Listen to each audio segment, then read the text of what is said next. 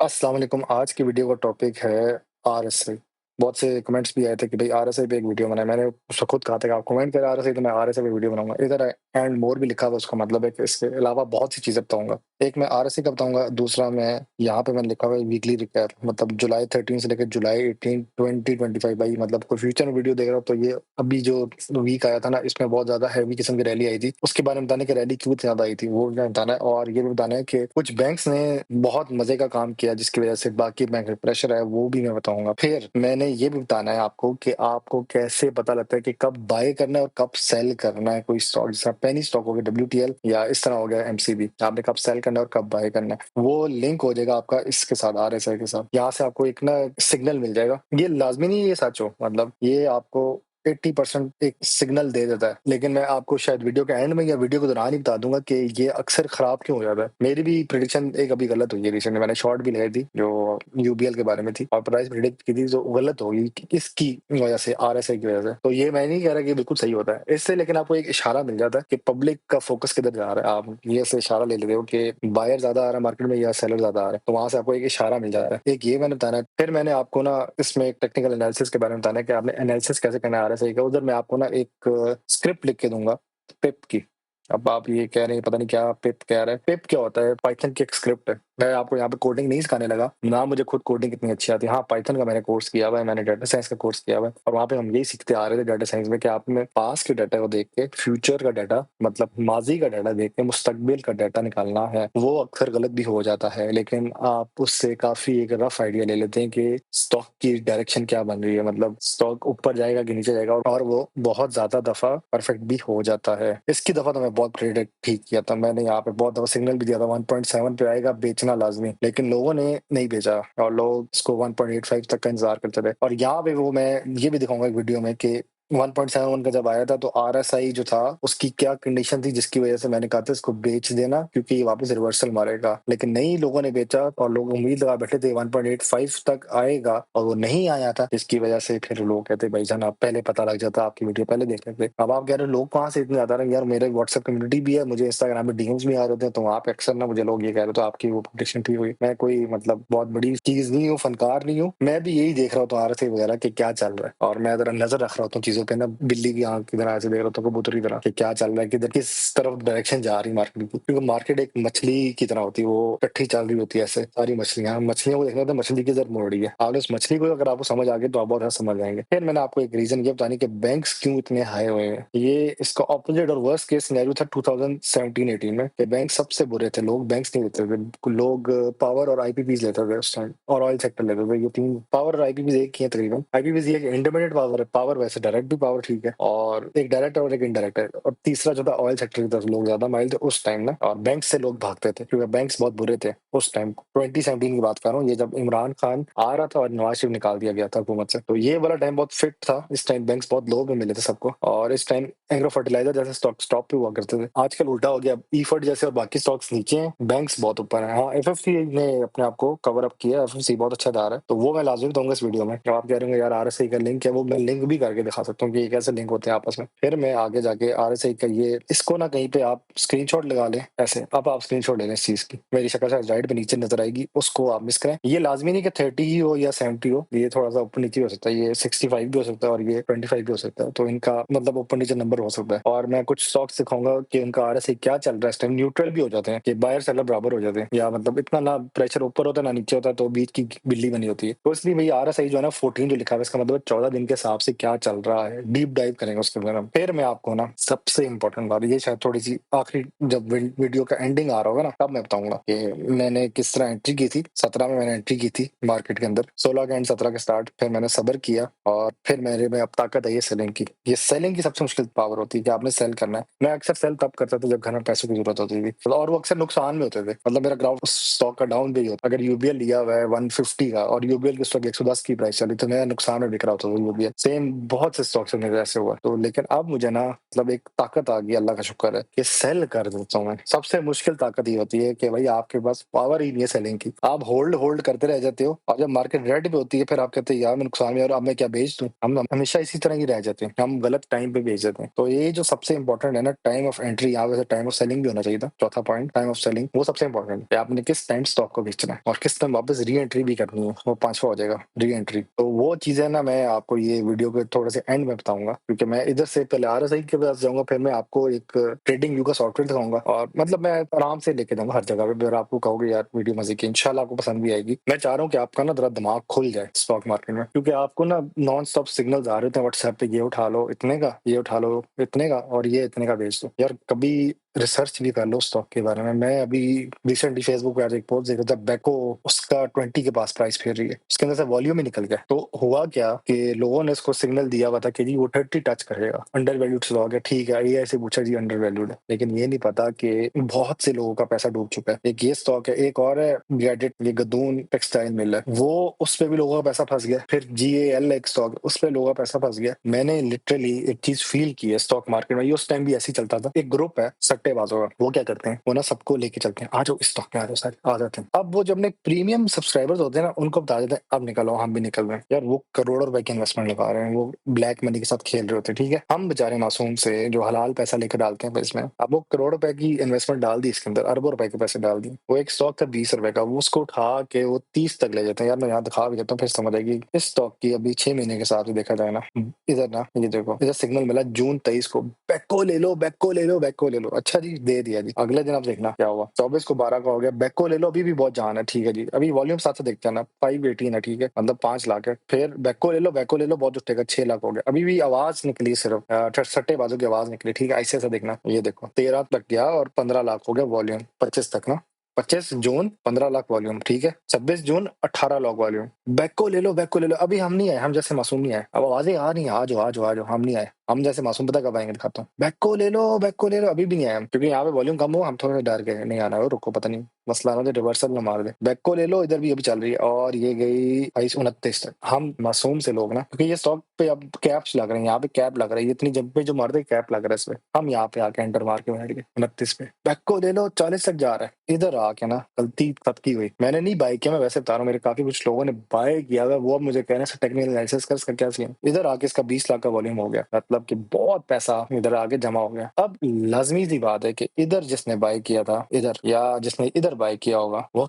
Accumulation कर रहा है, वो जमा कर रहा है माल। उसने कहा जी सट्टा लगाएंगे हम बैक्सों पे। ये 9 मई की बात करूं जहाँ पे जंग हुई थी, ये चलो 7-8 मई को जंग भी चल रही थी, 9 को मैक्सिमम 10,000 पॉइंट्स मार्केट गई थी ऊपर, 7 का फिर रहा था। उस टाइम किसी ने बैको की एक सट्टा लगाया होगा। सट्टा मतलब कि यार ये लोग बैठते हैं आपस में और इनका प्लान होता है कि हम ना किसी तरह स्टॉक को उठाएंगे, कहते हैं आज बैको को उठाते हैं। बैको पे देखो जी उसकी RSI बहुत गंदी है, यहाँ पे उन्होंने देखा जी यार इसके तो हालात ही बड़े माड़े हैं। देखो आप जब भी किसी स्टॉक पे ना, उसकी सबसे पहले इधर आ जाया करो, EPS ग्रोथ रेशियो भी देखा करो और EPS देखा करो। उधर इन्होंने कहा होगा यार बैको पे देखो 21 में 0.09 तक, 2022 में। अभी फंडामेंटल एनालिसिस कर रहा हूँ मैं, टेक्निकल एनालिसिस की वीडियो, लेकिन मैं फिर फंडामेंटली बता दूं स्टॉक्स को आप कैसे पढ़ते हो। मैं जब आता हूँ ना स्टॉक में, पहले इसका 2021 देखता हूँ 0.09 है, 2022 देखता हूँ 1.05, अभी ठीक है पॉजिटिव की तरफ जा रही है, मतलब प्लस हो रहा है। 1.63 नेगेटिव आ गई, यहाँ से जब रेड होगा नेगेटिव है, याद रखना ये जो रेड है ना नेगेटिव, नेगेटिव मतलब माइनस, मतलब जीरो के नीचे भी कुछ होगा ना वो माइनस है। मैं मैथ्स पढ़ते थे बचपन में, तो हम ये कहते हैं नेचुरल नंबर 1 से स्टार्ट होता है, और जो आई थिंक और होल नंबर तो 0 से स्टार्ट होता है। फिर एक और नंबर होता है वो जो नेगेटिव भी जाते हैं। हमने कहा यार ये तो मैथ्स का बेड़ा गर्क कर दिया, यहाँ पे हमारे दिमाग के अंदर मैथ्स की हिल गई। वो ये नेगेटिव जो है ना, ये नेगेटिव 1.63 ये वो है, ये 1 से भी 0 और 0 से नीचे ये 1.63 माइनस पॉइंट 1.63, ठीक है। अब इसके बाद जो अगला नंबर है वो 0.7। अब आपको ये रेड भी नेगेटिव नहीं, ये 0.74, इसको इन्होंने रेड के तौर पे रखा कि भाई अभी भी नेगेटिव लाइन में ही है, लेकिन 0.74 रेड है, बेहतर नहीं है। फिर मैं जो अगली चीज देखता हूँ प्रॉफिट आफ्टर टैक्सेशन, ये सबसे इंपॉर्टेंट होता है। EPS के बाद अर्निंग पर शेयर होता है EPS, ठीक है। मैं इसके बाद मोस्ट प्रोबेबली एक फंडामेंटल की बनाऊंगा कि मैं कैसे फंडामेंटल देख रहा होता हूँ। ये मैं ग्राफ सब बता रहा हूँ। इधर जाके मैं देखूंगा 21 में मैंने देखा इसके 23 अभी बहुत कम है, 22 में से जंप मारी 190 तक ले गया, ठीक है। इसमें फिर नेगेटिव आ गई बात, और ये अब नेगेटिव रिपोर्ट आ रही है इसकी, यहाँ से इसका प्रॉफिट बेहतर नहीं हुआ। और 2024 में इसका 92,544, ये इसके बेहतर नहीं है, इसके हालात माड़े हालात, यहाँ से मुझे अंदाजा हो जाएगा। और ये मैं खाली एनुअल कर रहा हूँ, और क्वार्टरली भी देखो तो क्वार्टरली में भी इसने कोई इतनी इंप्रूवमेंट नहीं दिखाई। देखो 24 का थर्ड क्वार्टर 0.27 और 25 का पहला क्वार्टर Q1 जो फर्स्ट क्वार्टर है 2025 जो साल का स्टार्ट है 0.04 इंप्रूवमेंट लेके आया थोड़ी सी 0.69। यहाँ तक तो मुझे समझ आ गई कि जी इसमें इधर से इधर एक जंप आई, मतलब 4 से लेके 69 तक गया, जंप लेके आया, इधर जाके ये फिर नेगेटिव की तरफ गया 0.08। प्रॉफिट भी देख लो 86,750 से 10,000 तक आ गया। तो यहाँ से मुझे समझ आ गई कि इसकी रिपोर्ट बेहतर नहीं है, कुछ चल रहा है इसके पीछे भाई, ये इसने कोई पैसा नहीं कमाया, ये नेगेटिव की तरफ जा रहा है स्टॉक। और यहाँ से भी फिर वो वही चीजें नजर आ रही हैं, रेड रेड, ये जितने रेड होंगे वो खतरनाक चीज होंगी, ठीक है। अब मैं यहाँ पे एक और चीज जो नॉर्मली देखता हूँ वो ये देखता हूँ कि इसके पे आउट्स क्या है। इसने खाली एक दफा डिविडेंड दिया था, वो फाइनल डिविडेंड गलती से दिया था, वो 22 में दिया, उसके अलावा उसने कोई डिविडेंड अब तक नहीं दिया, ठीक है। ये मैंने इसका फंडामेंटल एनालिसिस करके अंदाजा लगा लिया स्टॉक में जान नहीं है। फिर मैं यहाँ पे देखता हूँ उसका वॉल्यूम क्या चल रहा है। अब इसको अगर मैं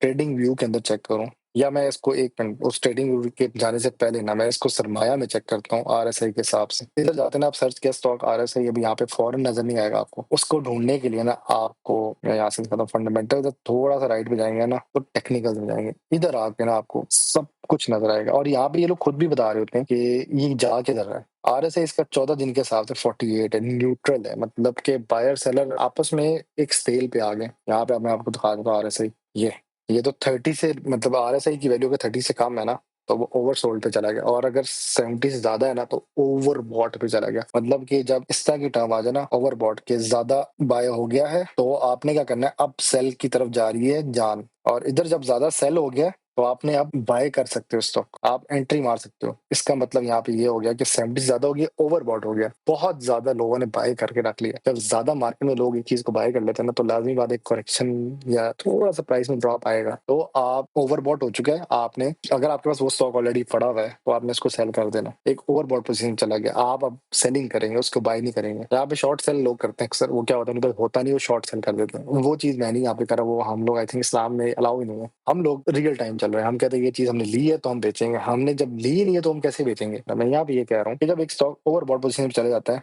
तो उस स्टॉक के अंदर एक करेक्शन आती है, उस करेक्शन को हमने फॉलो अप करना है। अगर तो ये आरएसआई न्यूट्रल पे चली गई, जैसे अभी एक स्टॉक का मैंने दिखा दिया बैको का, उसमें क्या होगा, बाय और सेल का जो तराजू है ना बराबर हो जाएगा, ये इक्वल पे चला जाएगा, तो ये अब न्यूट्रल शो कर रहा है। लेकिन एमएसीडी जिसका मूविंग एवरेज के हिसाब से ये बेरिश का सिग्नल एक दे चुका है। यहाँ से आप टेक्निकल्स में देख सकते हैं कि बेरिश है, कि अब ना बेरिश का मतलब होता है कि बियर जो है ऐसे आता है अटैक करता है तो ये नीचे की तरफ जाएगा, ये अब रिवर्स के वापस आएगा। ये वही बात है, जितना राइज होगा उतना ड्रॉप भी होगा। तो इसका वैसे अब तक 3 साल के हिसाब या 5 साल के हिसाब से इसका ये पीक है। मैं इसलिए कहता हूँ इन स्टॉक से बच के रहा करो, जो एकदम से शूट करते हैं ना तो वो एकदम से गिरते भी हैं। मतलब कि एक रॉकेट है ना, यूं जाएगा ना वो उतने यूं गिरेगा भी। तो ये स्टॉक अगर पीक मारा है ना ये 18-17 तक भी जा सकता है, लेकिन मैं गलत भी हो सकता हूँ, क्या पता कल को उठ जाए। तो लोगों का कमेंट आ रहा भाई जब आप तो कहते हो उठेगा नहीं गिर जाएगा, वो उसके लिए ना सबसे बड़ी मेन चीज होती है वो ये होती है वॉल्यूम। जब ये आ जाना तो आपका आरएसआई फेल हो जाता है, तब आपका जो ये मैंने मोमेंटम बताया हुआ ना ये वाली कहानी ये फेल हो जाती है। मैंने यहाँ स्टार्ट में बताया ना ये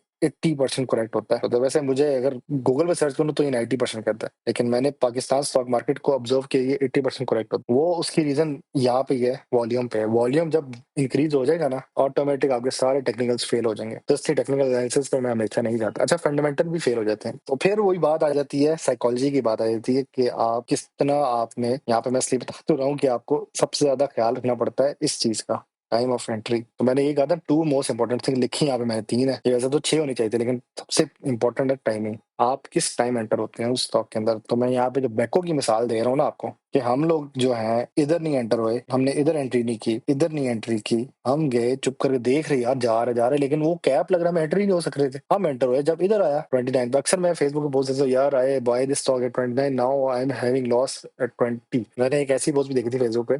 आप बता रहे फेसबुक से क्या आप अंदाजा लगा देते यार, वहां पे सबसे लोग ना दिल से पोस्ट करते हैं यार मैं नुकसान हूँ प्लीज मेरी मदद करो। इट्स लाइक कश्ती में बंदे बैठे हुए लेकिन वो एक समंदर में बंदा बेचारा तैर रहा है, उसको कह रहा है मुझे कश्ती में बिठा लो, लेकिन लोग बेचारे कैसे रस्सी नहीं फेंक पा रहे। वो सवाल मिसाल होगी कि सामने तालाब में पूरी फैमिली खड़ी है और उसको रस्सी नहीं दे पा रहे, कैसे दे नहीं है, हम क्या कर सकते हैं। बेचारा 29 लेके बैठा, एक बंदे ने मेरे सामने 29 लाख का उठाया हुआ स्टॉक, अब वो 20 लाख पे बैठा हुआ तो उसके 9 लाख डूब चुके हैं, उसने पूरी इन्वेस्टमेंट लगा दी अपनी। मेरा अपना कोई 20-30 लाख के बीच में पोर्टफोलियो है, तो मैं कभी भी पूरा का पूरा नहीं यहाँ पे स्टॉक को बाय करूंगा। तो वो एक मिसाल है सबसे इंपॉर्टेंट। मेरे पास बास्केट नहीं बताया, मैं बास्केट ढूंढ रहा था। Never put all eggs in one basket. मतलब अपने अंडे जो है ना, एक ही बास्केट में सारे ना डालो, मुख्तलिफ में डालो, कभी वो बास्केट एक भी हो सकता है, वो टूट भी सकती है। तो वो टूट गई इसकी बास्केट, वो अब 20 पे आ गया। तो यहाँ पे मैं ये बात करना चाह रहा था कि अब वो बंदा फँसा हुआ है, ठीक है? और यहाँ पे एक रिवर्सल हो सकता है इस प्राइस में, ये जो 20 की प्राइस है, वो ये है कि अगर ये वॉल्यूम में एक इंक्रीज़ आ गया, तो फिर आपका जो आरएसआई का जो मेरा टेक्निकल एनालिसिस है, वो फेल हो जाएगा। ये फंडामेंटल्स के हिसाब से ये स्टॉक फेल हो गया। टेक्निकल्स के हिसाब से इस स्टॉक ने अपने अंदर थोड़ी-सी जान दिखाई है। यहाँ पे बेरिश दे रहा है, बाकी न्यूट्रल है। कोई बुलिश सिग्नल नहीं दे रहा, बुल ऐसे स्विंग मारता है, ये बुल नहीं जा रहा है इसका, बेरिश एक दे दिया सिग्नल, बाकी इसने कहा न्यूट्रल है। आरएसआई भी न्यूट्रल है, इसने कहा ठीक है। पूरी वीडियो मैंने बना दी है, अभी तक आरएसआई का मतलब नहीं था, इसका मतलब रिलेटिव स्ट्रेंथ इंडेक्स होता है। उसमें ये होता है कि आपने 14 दिन के हिसाब से प्राइस की एक रेंज चेक करनी होती है कि प्राइस में इंक्रीज आ रहा है कि डिक्रीज आ रहा है, मतलब बायर आ रहा है कि सेलर आ रहा है। सेलर आएगा तो डिक्रीज होगी, बायर आएगा तो इंक्रीज होगी। तो यहाँ पे इसकी वैल्यू जो मैंने यहाँ पे डिफाइन की 48.752 है ना, अब यहाँ पे हम देखते हैं कि हमारी क्या आ रही है, लेस देन 30 है और मोर देन 70। तो इधर ना न्यूट्रल पे चलेगी, 30 से हमने 30 से पीछे और 70 से आगे, तो बीच की अगर वैल्यू आ जाए तो वो न्यूट्रल पे आ जाती है। मतलब लेस देन 30 भी नहीं है ना 70 से ज्यादा है, तो बीच में हो तो वो एक न्यूट्रल वैल्यू हो जाती है। तो इधर ये एक न्यूट्रल स्टेज पे आ गया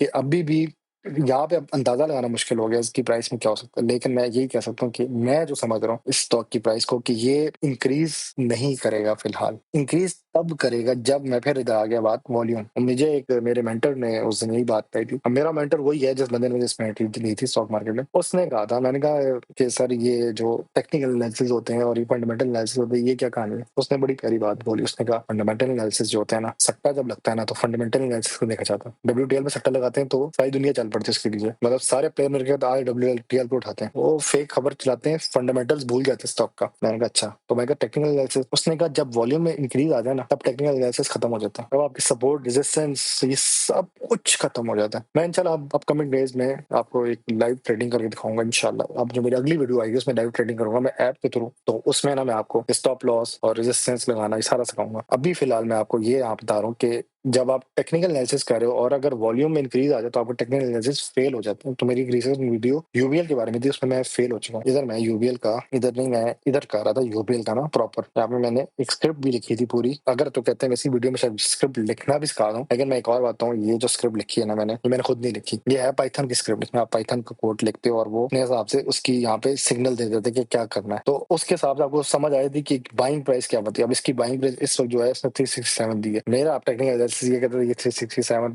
पे फिर से आए मैं बाय करूंगा, लेकिन मसला ये हुआ है कि ये जो ग्रीन कैंडल बनी है ना, ये बड़ी वाली, ये इसने मेरा सारा, ये रेड थी, इसके बाद ये 371 पे था, ठीक है, इसके बाद एक बहुत बड़ी ग्रीन कैंडल बनी है, 375 तक इसने इंक्रीज मारा है। तो वहां से फिर ये 374 373 के आसपास क्लोज हुआ है, क्योंकि इधर एक रेजिस्टेंस लगी थी, एक सेल का सिग्नल लगा था, उसने आने नहीं दिया, वापस कैंसिल होकर 373 तक आ गई है। यहाँ पे यूबीएल की जो असल प्राइस है वो यहाँ पे अब ये लास्ट वाली जो कैंडल है 373 पे क्लोज हुई है, 0.48 के आसपास। तो अब मसला ये हुआ है कि जो मैं यहाँ पे टेक्निकल एनालिसिस कर रहा था, उसने कहा मुझे कि 367 पे बाय कर लेना इसको ना, क्योंकि वॉल्यूम में बहुत इंक्रीज आया था। मैं इधर लेके बैठा, मैं कहा इसको बाय करूं, फिर मैंने कहा रुक जा, मैं बाय करने लगा था, अगले दफा 367 तक प्राइस चलेगी, मतलब 30 मिनट्स बाद 367 तक प्राइस की। मैं डर गया, मैं कि ये तो रिवर्स पे जा रहा है, क्योंकि अभी यूबीएल ने 8 रुपए डिविडेंड भी दिया। मैंने अपने ग्रुप लोगों को कहा भी कि सेल कर दो यूबीएल, और मेरे ब्रोकर ने भी कहा सेल कर दो। हम सब उम्मीद लगा बैठे कि इसमें जब माइनस करो 8 तो ये 365 के आसपास जाएगा, हम इस पे बैठे थे कि 365 के पास जाएगा, लेकिन इसने क्या किया, इसने रिवर्सल मारी और ये एकदम से जो वॉल्यूम इंक्रीज आया तो ये 375 भी गया 425 तक, फिर रेजिस्टेंस ने एक्शन लिया और ये ड्रॉप हुआ। तो हमारे टेक्निकल एनालिसिस के हिसाब से तो इसको 367 के आसपास आना चाहिए, लेकिन ये नहीं आया। और आरएसआई वगैरह हमने सारा कुछ चेक किया और हमने यहाँ पे सारे इसके स्टैट्स वगैरह भी सेट किए, लेकिन हम फेल हो गए। तो मैं इसलिए कह रहा हूँ कि हमेशा इन पे नहीं रहना आपने कि ये आरएसआई क्या कह रहा है, आपने कभी भी इन चीजों पे फुली तौर पे नहीं चलना। अब मैं आपको एक और चीज दिखाता हूँ, अगर तो ये नहीं समझ आई, वो ये है कि आप जब इधर जाते हैं investing.com, इधर ये खुद बता रहा, are I suggest the stock is in overbought territory. अब ओवरबॉट टेरिटरी मैंने यहाँ लिखा हुआ है कि जब ओवरबॉट होगा तो एक सेल आएगा इसके अंदर, मतलब कि एक बहुत ओवर प्राइस पे चली गई चीज, किसी बंदे ने 160 का लिया होगा, वो एक बंदा मैं भी हूँ, उसने 160 का लिया था, तो आज उसने 370 का सेल किया। मैंने मतलब कि फ्राइडे से पहले थर्सडे के दिन ना इसको 370 का सेल कर दिया, तो मुझे अच्छा खासा प्रॉफिट हुआ है। ये 160 को 2 से मल्टीप्लाई करो ना तो आपका आता है जो आप 320, आई थिंक मैं सही हूँ, 16 का टेबल में 6 2 12, हाँ 320 आता है, तो 320 में 50 प्लस और करो तो 370 आता है। तो मैं 130% नियर बाय प्रॉफिट में गया इस स्टॉक के अंदर। मैंने सेल किया, मैंने एंट्री से अब एग्जिट की तरफ गया। वो जो ये बात है ना, पावर ऑफ सेलिंग सेलिंग मेरे पे आ गई मेरे पास, वो मुझे लगे 7 साल इस चीज़ को समझने में कब आती है। तो मैंने सेल कर दिया स्टॉक को 370 के आस-पास कि ये स्टॉक अब गिरेगा, क्योंकि एक डिविडेंड देने के बाद हमेशा हिस्ट्री होती है स्टॉक की प्राइस में जंप के बजाय गिरता है। यहाँ पे मैं एक और स्टॉक चलो समझा देता हूँ जिसकी वजह से मुझे समझ आई थी। मैं उस स्टॉक के हिसाब से चल रहा था जो पिछले हिस्ट्री से चलता आ रहा है कि वो जब डिविडेंड देता है तो वो बहुत गंदा गिरता भी है। हाँ, लोग ये कह रहे थे कि भैया उसका डिविडेंड इतना बड़ा होता है तो उसमें ऑटोमेटिक गिरना होता है, तो वो ये स्टॉक था। ये 692 टच करके आया था, अब यहाँ पे जा नहीं है इसका ग्राफ, भाई चला जा यार, सरमाया से ज्यादा अच्छा नजर आएगा। 8 अक्टूबर 692 तक गया, ठीक है, अब इसने गिरना है आगे। मतलब ये इतना गंदा गिरा कि ये 609 610 के आसपास आ गया 10 अक्टूबर को। इसने रिवर्सल मारने की कोशिश की है, वापस ड्रॉप हुआ है, फिर ये इंक्रीज किया, लेकिन इसको कम से कम 3-4 महीने लगे क्योंकि इसका अगला डिविडेंड आ रहा था तब तक। तो मैं इस आसरे पे था कि ये ड्रॉप होगा, फिर टाइम लेगा इंक्रीज करने में। लेकिन यूबीएल एक ऐसा स्टॉक है जो बहुत अच्छा स्टॉक है, मतलब फंडामेंटली स्ट्रॉन्गेस्ट है इस वक्त बैंकों में। इसने ना ये इसका 17 को उसने डिविडेंड रिलीज किया, 18 को उधर ही बैठा हुआ है। तो मुझसे एक बहुत बड़ी गलती हुई, मैंने अभी कैसे सेल कर दो, इसको हम होल्ड ही करते थे। हमें क्या पता था यार इतना माशाल्लाह डिविडेंड के बाद भी अपने आप को रिकवर कर देगा। ये वो वाहिद स्टॉक है जो एक ही दिन में रिकवर कर गया अपने आप। इस तरह के एक स्टॉक था एग्रो फर्टिलाइजर 18-19 में, वो एक दिन में अपने आप को रिकवर करता था क्योंकि पब्लिक का फेवरेट था। तो आजकल जो पब्लिक का फेवरेट स्टॉक बना हुआ वो यूबीएल बना हुआ है, जो मतलब सरिया से नहीं इसको इतना बिलीव करते, वो डायरेक्ट स्टॉक उठाते हैं। मैं भी डायरेक्ट स्टॉक उठाता हूँ। तो ये इधर ना वो आरएसआई वगैरह सब फेल हो चुके हैं। आरएसआई कहता है जी कि ये स्टॉक जो है आपका ओवरबॉट पे है, तो मतलब एक सेलिंग आने लगी है। लेकिन इधर अब ये हुआ कि वो सेल ही नहीं हो रहा स्टॉक। उसकी रीजन ये है कि पब्लिक इन रहेगी ना स्टॉक्स में तो बाय होते रहेंगे, और इधर अब ये सौशे के हिसाब से ओवरबॉट पे चला गया, मतलब बहुत ज्यादा तोड़ लोगे तो फिर बाइंग का एक चांस बन रहा है, जिसके वजह से फिर से बायर्स आ रहे हैं। मैं अभी स्टॉक्स वगैरह पे वीडियोस नहीं बना रहा, मैं इस वक्त आरएसआई को खाली फोकस कर रहा हूँ, क्योंकि अगर मैं इन सब पे बनाने लग गया ना तो वीडियो ये 2-3 घंटे की चली जाएगी। फिर आप मेरे ख्याल से इसको हफ्ते तक वीडियो खत्म करेंगे मेरी, हिस्सों में देखते होंगे शायद आप लोग, तो ये वीडियो बहुत लंबी हो जाएगी। स्टॉक्स एक और टेक्निकल इंडिकेटर है जिससे आपको पता लगता है ओवरसोल्ड है ओवरबॉट है, उसके हिसाब से ये कह रहा है जी ओवरसोल्ड हो गया। अब यहाँ पे एक और जो चीज उस दिन मैंने शायद अपनी कम्युनिटी को बताया था, फ्यूचर कॉन्ट्रैक्ट्स यहाँ मैं लिख भी देता हूँ। अच्छा, पीएसएक्स में ना एक फ्यूचर कॉन्ट्रैक्ट भी होता है, मैंने फ्यूचर कॉन्ट्रैक्ट्स लिखा पीएसएक्स वो लोग भी, तो मैंने ना यहाँ डायरेक्ट इस पे क्लिक किया, थर्ड लिंक पे, थर्ड या फोर्थ लिंक है ये वाला, ठीक है। अब ये पाकिस्तान स्टॉक एक्सचेंज के अंदर फ्यूचर कॉन्ट्रैक्ट्स होते हैं। इसमें होता क्या है कि हम तो चलो शॉर्ट ट्रेडिंग करते हैं, हम क्या करते हैं कि हम स्टॉक लेते हैं और हम उसके पैसे जमा कराते हैं। कुछ लोग क्या करते हैं कि वो फ्यूचर की प्राइसेस प्रेडिक्ट करते हैं और उसके हिसाब से वो लोग फ्यूचर कॉन्ट्रैक्ट्स ले लेते हैं। उन्होंने पैसे नहीं जमा कराए होते, लेकिन उन्होंने एक लिहाज से वो लिया होता है जिसको आप कह सकते हैं कि लेवरेज लिया होता है, जो ये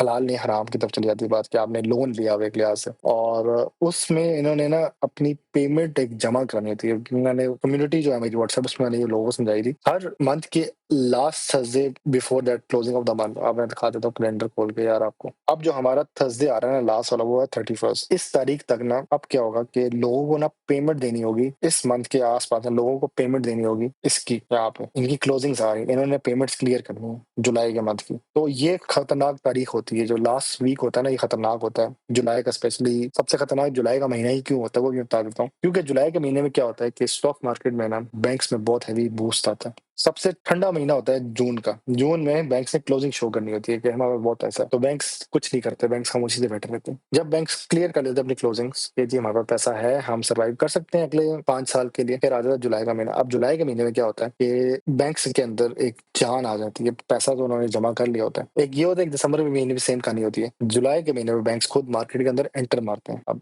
स्टॉक मार्केट में इस वक्त अब अगर आप जनरली देखो ना, ये थोड़ा मुश्किल चीज है, मैं समझा रहा हूँ, मुझे समझाने में भी थोड़ा सा दिमाग लगाना पड़ रहा है। स्टॉक मार्केट में आप जब देखें ना कि महीने के हिसाब से चलें, अगर हम जून का महीना हमेशा खतरनाक होता है। जून के महीने में मार्केट इतनी अच्छी नहीं उठी, आप नोट किया 116 पे फेर रही थी। जैसे जुलाई का महीना आया ना, अब जून के एंड तक मार्केट गंदी जा रही है, 125 तक मैक्सिमम गई। अब जुलाई का महीना आया तो मार्केट ने ब्रेक नहीं मारी, 140 टच करके वापस आई है, अभी यहाँ शो नहीं करी लेकिन 140 तक मैक्सिमम गई है। मार्केट अब बहुत तेज जा रही है, तेज का मतलब बहुत तेजी से ऊपर जा रही है। जुलाई के महीने में क्या होता है, बैंक्स खुद आ जाते हैं मार्केट में, एंट्री मारते हैं। तो ये जो फ्यूचर कॉन्ट्रैक्ट्स है ना यहाँ पे जो आ रहा है, इधर क्या होता है कि कुछ इन्वेस्टर जो फ्यूचर में बाइंग कर लेते हैं, यदि उनको भी पता होता है कि जुलाई में ना उन्होंने प्रिडिक्ट की होती प्राइसेस, उनका यार यूबीएल जो है ना वो मैक्सिमम 350 तक जाएगा। अब अगर वो 350 तक नहीं गया तो उनका फ्यूचर खराब हो गया, उनका मतलब कि उनका ये रेड की तरह लाइन बन जाती है। इतना ये जो पॉइंट्स है ना यहाँ पे, ये उनको नेगेटिव पे जा रहा था थोड़ा सा। प्रिडिक्शन सही होगी तो उनको पॉजिटिव है, उनकी रेड हो गया तो नेगेटिव। समझो ये पॉजिटिव प्रिडिक्शन है, ये प्लस हो गया। मैं फ्यूचर थोड़ा समझा रहा हूँ, गलत चीज समझा रहा हूँ, लेकिन जनरल आपको एक रफ आइडिया दे रहा हूँ, मैं फुली सही नहीं समझाऊंगा इस बात में।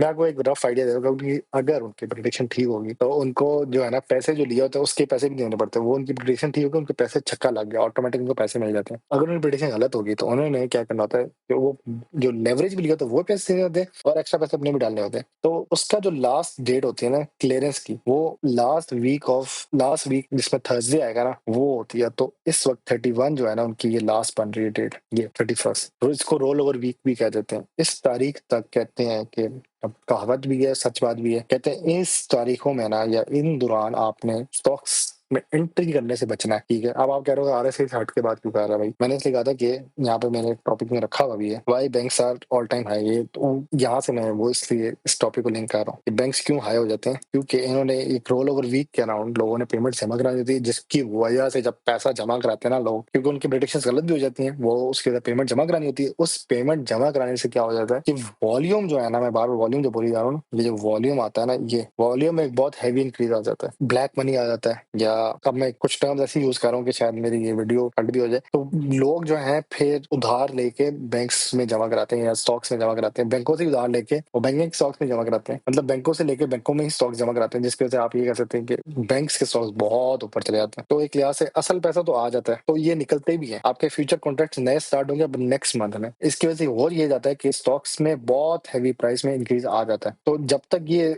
रोल ओवर वीक नहीं गुजरेगा तो आप स्टॉक मार्केट में एंट्री ना करें। मैं मशवरा देता हूँ उस टाइम तक आपने एंट्री नहीं करनी। इसके बाद जो है नया एक कॉन्ट्रैक्ट लगता है, इधर से स्टार्ट होगा, फिर वो टाइम लेगा। इस दौरान शुरू के 3 वीक्स में आपने खेलना होता है, आखिरी 2 वीक्स में थोड़ा बच के रहना होता है। और जुलाई का महीना मैंने इसलिए बोला कि जुलाई का महीना कहते हैं बैंकों का महीना होता है, तो उस टाइम बच के रहना होता है, क्योंकि इस टाइम इन्होंने पेमेंट क्लियर करनी होती है। तो इन्होंने जो पेमेंट ना जमा कराई उसकी उनको पेनल्टियां पड़ रही होती हैं। और आपका अगर वॉल्यूम ज्यादा आ रहा है तो फायदा होगा यार, वो फिर सेल भी करते हैं ना, वो ये ले तो लेते हैं, क्लियर कर दी पेमेंट, उसके बाद जैसे क्लियर हुई अगले दिन सेल कर दी, तो एकदम से जो ड्रॉप आता है स्टॉक की प्राइस में। तो यूबीएल का जो मैं बार बार समझा रहा था ना, यूबीएल ये 385 भी मारेगा, लेकिन ये वापस रिवर्स गियर भी मारेगा, ये 370 के पास या 365 के पास में मिलेगा। अब मंडे को क्या पता ये 369 पे खुले वापस। अभी तो ये शो कर रहा है मैं बहुत ऊपर गया हूँ, लेकिन एक करेक्शन भी आ सकती है, और वो मैं दुआ करता हूँ आज ताकि मैं फिर से एंट्री मार लूँ। मैं तो खुद निकल आया हूँ, लेकिन मैंने फिर से री एंट्री मारनी है। तो यहाँ पे वही बात आ गई कि सबसे इंपॉर्टेंट जो होता है time of entry, power of selling तो सीख ली गई यार। मैंने बड़ी देर तक होल्ड रखा, 23 में या 22 में लिया था, और अब मैंने सेल करके मैंने अच्छा प्रॉफिट कमा भी लिया। अब मुझे एंट्री कब करनी है, उसकी जो टाइमिंग है ना सबसे इंपॉर्टेंट है। आरएसआई मैंने देखा, आरएसआई के हिसाब से तो न्यूट्रल आ रहा है, ना बायर ज्यादा ना सेलर ज्यादा, बराबर पे आ गई बात। लेकिन मुझे एंट्री इस तरह मारनी है, किस तरह लो प्राइस पे इसको बाय करूं। अब मैं फंसा किस बात पे, वो जो मैं बार बार इधर कैलेंडर में दिखा रहा हूँ, ये रोल ओवर वीक आ रहा है, इधर प्राइस में ड्रॉप आ सकता है। तो मैं वो इंतजार कर रहा हूँ कि ये रोल ओवर वीक गुजर जाए, फिर मैं एंट्री मारूंगा। तब तक मुझे डर ये है कि इस स्टॉक की प्राइस 385 तक ना चली जाए। तो वो मैंने चीजें ना बहुत नोट करनी होती है। तो इसलिए मैं कह रहा हूँ स्टॉक मार्केट लगती बहुत आसान है दूर से। अब जिस तरह वो सरमाया वाले बता रहे होते हैं, मैं सरमाया के खिलाफ नहीं बता रहा बात, लेकिन वो जनरली बोल रहे थे आ जाए जी आप इस स्टॉक में 1 लाख डाले, स्टॉक में 2 लाख डाले, स्टॉक में 3 लाख डाल लें। लेकिन यार इस स्टॉक में किसी तरह एंट्री मारने के लिए ना आपको बहुत चीजें देखनी होती है। टेक्निकल एनालिसिस देखना होता है, फंडामेंटल देखना होता है, रोल और वीक का देखना होता है, फ्यूचर कॉन्ट्रैक्ट देखने होते हैं। ये तो सिर्फ 4 बातें बता रहा हूँ, और भी बहुत चीजें देखनी होती है कि उस स्टॉक का वॉल्यूम कितना है। अभी वॉल्यूम देखो कम हो गया फिर से, ये इसमें क्या अभी भी जान है कि नहीं है। और एक सबसे इंपॉर्टेंट चीज मैं आपको दिखा दूं, आपने ना सबसे जो मासूमाना चीज है, आपने जब भी स्टॉक मार्केट जाना है तो ये शुरू से जाता हूँ, आप सरमाया.com लिखे ना, खाली इस अंकल की शक्ल आएगी, आपने थोड़ा सा नीचे जाना है, इधर जाके ना ये जो है ये C100 इधर क्लिक किया, इधर ना इस पे नजर रखनी है कि मार्केट किधर की तरफ डायरेक्शन बना रही है। अभी यहाँ पे देखा जाए तो ऑयल से लोगों ने सेलिंग की है, फर्टिलाइजर में लोगों ने एंट्री की, ग्रीन मतलब एंट्री है, इधर फिर सेलिंग है, मतलब लोगों ने प्रॉफिट निकाला है। यूबीएल में लोगों ने क्या किया है, फिर एंट्री मारी है, और ये पहली दफा ऐसा हुआ है कि डिविडेंड देने के बाद भी फिर से री एंट्री हुई। वैसे होता है यही ऐसे ही, ये आधी कॉम वो होती है जो डिविडेंड के बाद बाय करती है स्टॉक, के प्राइस ड्रॉप होकर बाय कर ले, तो उन्होंने स्टॉक की प्राइस बहुत इंक्रीज कर दी। और अब ये खाली यूबीएल की वीडियो नहीं, इसमें बाकी स्टॉक्स मैंने बताने हैं, मुझे डर लग रहा है वीडियो लंबी ना हो जाए। तो इसमें ये होता है कि आपने इधर ना एक लिहाज से मछली का मुंह देखना, जा की तरह, ये समझो मछली का मुंह है, ये सेंटर है ना मछली का मुंह, आप देखना किधर की तरफ डायरेक्शन मोड़ रही है। पीएसओ लूं, सिस्टम लूं, हापको लूं, एग्रो एच लूं, लक लूं, पीओएल, पीबीएल, ये सारे स्टॉक पे आप नजर रखनी मुझे किधर जा रही है मार्केट। मतलब ये एक दिन पीआईबीटीएल मुझे याद है 9 रुपए का था, अगले दिन 10 का हो गया, फिर ही 9 का होगा, फिर 10 का होगा। आपने इसको इन पेनीज पे भी नजर रखनी होती है कि कौन सा स्टॉक सही जा रहा है। मैंने उस दिन एक कॉल दी थी, एक टाइम पे 57 का ले रहा है केबीएल, अब 67 का हुआ है। मुझे पता था कि एकेबीएल ने उठना है, इधर नहीं नजर आ रहा। लेकिन इसका लिंक मैं बता देता हूँ, इसका लिंक क्या था। ये लिंक है अस्करी आर्मी, एफएफसी फौजी, इसका लिंक है फौजी के साथ, फौजी का लिंक है। अगला जो स्टॉक है वो पीआईए का है। यार बातें बहुत इधर-उधर की हो रही हैं, मेन टॉपिक से मैं फिर से बाहर निकल हूँ। इधर ना एक और चीज़ मैं पहले ऐड कर दूँ, क्योंकि मैं पहले सोचा था इसको एक अलग वीडियो बनाऊँ, लेकिन मैंने कहा ये पहले बता देता हूँ आप लोगों को। ये स्टॉक है ना, इसकी बिडिंग चल रही है आजकल पीआईए का ना, ये थोड़ा मैं जल्दी समझाऊँगा, ठीक है? अब इस बिडिंग में ना सबसे ज़्यादा जो लोग इंटरेस्टेड हैं, वो उसमें एक ग्रुप ये भी है एफएफसी वाला ना। अगर एफएफसी जीत गया ना, तो ये जो पीआईए का स्टॉक है ना, बिडिंग चल रही है आजकल, ठीक है? अगर तो बिडिंग एफएफसी जीत गया, फिर पैसा जो एफएफसी का आएगा, एफएफसी एक स्टॉक है, मतलब एक कंपनी है, वो अपने अकाउंट में रखेगा। उसका अकाउंट किसके अंदर होगा? इसके अंदर होगा, एकेबीएल के अंदर। तो ये लिंक है आपस में, तो ये भी उठ रहा है, ठीक है? तो स्टॉक मार्केट में खाली फंडामेंटल टेक्निकल नहीं देखना है, इसमें आपने पॉलिटिकल न्यूज भी देखनी है कि किस साइकी की वजह से कोई स्टॉक उठ रहा है। तो साइकोलॉजी मेरी छोटी बहन ने भी की हुई है, तो मैं ऐसा था कि डिग्री का कोई फायदा नहीं है। तो आज का मुझे रहा है, तो सबसे ज्यादा फायदे की डिग्री उसकी है भाई, कि साइकोलॉजी है क्या चीज। स्टॉक मार्केट सारी साइकोलॉजी है। तो आपने 10% टेक्निकल, 10% फंडामेंटल और 80% साइकोलॉजी, आपने साइकोलॉजी समझनी है। स्टॉक क्यों उठ रहा है? एक तो ये साइकोलॉजी है कि एफएफसी इसलिए उठ रहा है। अब वैसे मैं एफएफसी पर शिफ्ट हो जाता हूँ थोड़ा सा। एक रीजन ये एफएफसी इसलिए उठ रहा है कि वो बिडिंग में पीआईए की। दूसरी एक नई कहानी जो है, यहाँ पे मैं लिखता हूँ आपके सामने गूगल पे, FFC close to become sharia compliant, यहाँ पे आ रहा है गूगल का लेटेस्ट 6 मई की न्यूज चल रही है। ये एफएफसी अब वर्किंग हो रही है और it's about to become sharia compliant, ठीक है? और जब ये शरिया कंप्लायंट बन जाएगा, तो मैंने यहाँ पे आपको दिखाया भी था, सरमाया में जब आप जाते हो ना, तो आपने इधर जाके ऑल शेयर बजाना है। ये ऑल शरिया कंप्लायंट के स्टॉक्स है। इधर आपको जो अभी तो यू जारी गलत दिखा रहा है, आपने जब सरमाया में जाना, KMI ALLSHR, इधर ना अभी आप देख रहे हो ये एफएफसी नजर नहीं आ रहा, इफर्ट आ रहा है, एफएफसी नहीं आ रहा। लेकिन जब एफएफसी आएगा ना, तो भाईजान ये एंग्रो एच की तरह एफएफसी का भी एक बहुत बड़ा ना सर्कल होगा, मतलब एक हिस्सा होगा सर्कल के अंदर, इस मछली के मुंह के अंदर। फिर आप लोग देखना, पब्लिक इतनी ज्यादा इन हो जाएगी कि एफएफसी की, मैं आज यहाँ पे प्रिडिक्ट कर रहा हूँ प्राइस, एफएफसी आपको जो है लेटेस्ट जो प्राइस में मिलेगा ना, जो इसकी हिस्ट्री की रिकॉर्ड हो जाएगा फर्स्ट टाइम एवर, वो आपको 550 का नजर आएगा। अभी ये 469 का है। इसकी 5 साल की हिस्ट्री देखो, कभी भी इतना ऊपर नहीं गया। आप अगर मैं लिखूं भी एफएफसी को, तो ये इसकी कभी भी इतनी ऊंची प्राइस नहीं थी। पिछले 20 साल का निकालो डाटा, ये कभी भी इतनी हाई प्राइस पे नहीं गया। ये फर्स्ट टाइम एवर गया, तो ये 550 भी जाएगा। और उसके बाद मैं एक और प्रेडिक्शन दे देता हूँ, ये स्प्लिट हो जाएगा, क्योंकि जब प्राइस बहुत ऊपर चल जाए ना स्टॉक की, फिर वो स्प्लिट की तरफ चला जाता है। तो ये स्प्लिट भी होगा, उसके बाद फिर वही फेस वैल्यू थोड़ी डाउन हो जाएगी, बाकी चीज देखी जाएगी, लेकिन उस टाइम ये स्प्लिट की तरफ जाएगा। तो यहाँ पे आपने साइकोलॉजी भी देखनी है, खाली टेक्निकल फंडामेंटल में आप साइकोलॉजी देखने की, स्टॉक्स में प्राइस में इंक्रीज क्यों आ रहा है। एक तो उसका डिविडेंड आ रहा है, एक एपीआई की बिडिंग है, जिसकी वजह से एकेबीएल को भी फायदा हो रहा है, इसको भी फायदा हो रहा है। बिडिंग है, पता नहीं कौन जीता, लेकिन ये ग्रुप बहुत स्ट्रॉग है। तीसरा शरिया बनने लगा है। ये 3 है, दिमाग में डालो, इसके एफएफसी बहुत ऊपर चलेगा। आप लोग एंट्री मारे के ना मारे, मैं होता ना, मैं कभी भी एंट्री ना मारते यहाँ पे, मेरा दिल कर रहा है लेकिन मैं नहीं मारूंगा। हाँ मुझे पता डिविडेंड देगा और स्टॉक बहुत स्ट्रॉन्ग है और ये सब कुछ है, लेकिन मेरा दिल नहीं कर रहा। इसके साथ मारी पेट्रोलियम भी इसका ही दोस्त है, एफएफसी एनर्जी भी इसका ही है, फौजी फूड तो बहुत नेगेटिव जा रही है, लेकिन इसका ही ग्रुप है। तो मैं ये कह रहा हूँ कि एक बाप का एक बेटा